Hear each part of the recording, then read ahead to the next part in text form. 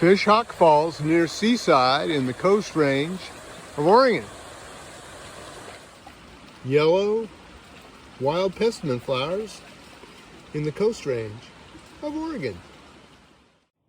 So this is the biggest tree, cedar tree, in the state of Oregon, and it's in Rockaway Beach.